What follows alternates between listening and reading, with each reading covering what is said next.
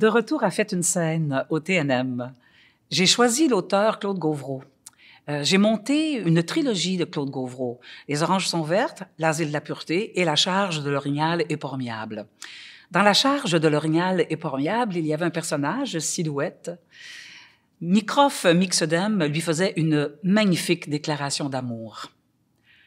J'ai choisi un extrait d'un autre texte qui aussi est une déclaration d'amour de Claude Gauvreau à Muriel Guilbeault, un extrait de Beauté baroque. Je fus témoin pourtant de sa métamorphose. J'entends qu'elle se métamorphosa physiquement. J'entends que la scintillante voilée devint le bouclier de toute impureté. L'éclat se dénuda. L'attraction magnétique vint titiller les yeux myopes. Elle qui ne savait pas plaire, elle qui n'était pas vue, elle fut visible. Du soir au matin, elle changea et devint un éblouissement.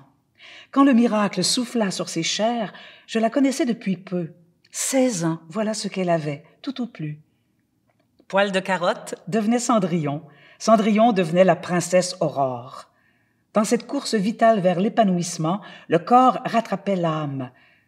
Le terne devenait ululement de joie. Le pathétique devenait lyrisme. Ses cheveux abordés, conspués, reniés, à présent, ils étaient une gerbe de langoureuse phosphorescence. L'énergie haletante capturait le regard. Les prunelles étaient soif, ardeur, frénésie, gaieté, amour. Le dedans devenait le dehors. Le corps, dans sa minceur signale, alourdissait les masses où le songement s'accroche. Plénitude, le fruit mûr s'affirmait. Elle était reine, elle était débordement de dynamisme. Les lèvres charnues dans le nuancé. Le nez baroque, oh baroque, combien baroque, Gavroche et spirituel. Le front, pureté de l'île de Pâques. Les joues lisses comme des tissus d'Orient. Le charme, essence de vanille, haleine coulante, être de songeuse délice, magicienne d'attirance. Cette femme, à 16 ans, était l'irrésistibilité. Oublieuse des climats qui avaient fait d'elle une harmonie de croûte de rousselure, elle se livrait à l'allégresse des humeurs pétillantes et des chairs rebondies. L'univers n'a pas connu un spectacle analogue au sudis. Elle ne ressemblait à aucun, comme d'habitude. Cette fois, l'unicité se faisait agressive, elle se faisait conquérante. Les yeux les plus flemmards ne pouvaient plus ignorer. Le phénomène était public. Le phénomène hurlait sa présence. La grâce innée s'alliait désormais à l'enchantement des couleurs vives, des couleurs agréables. Cette beauté, inclassable par essence, cessait de ne solliciter que l'accueil de l'esthète. Désormais, les goûts les plus moyens auraient satisfaction. Éblouissante pour le lynx, elle devenait accessible aux chiens domestiques.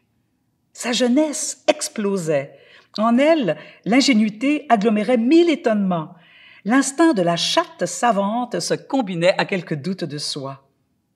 Le sens guerrier et la violence encadraient l'authentique câlinerie. Poésie et vigueur, générosité, variabilité, candeur et fidélité. En elle, rien n'était altéré, rien n'était mesuré. On n'imagine pas semblable composé. Les sens humains ne le concevront plus jamais. Déchaînement moral, scintillement physique, l'apogée était sienne. Ce fut sa période gaie, sa période heureuse. La tendresse corporelle lui manquait seulement. Elle l'allait bientôt connaître. En entendant, elle était un jeune astre qui densifiait sans réunion. Elle était une présence qui clarifiait les manifestations hétérogènes. Elle était une artiste soleil.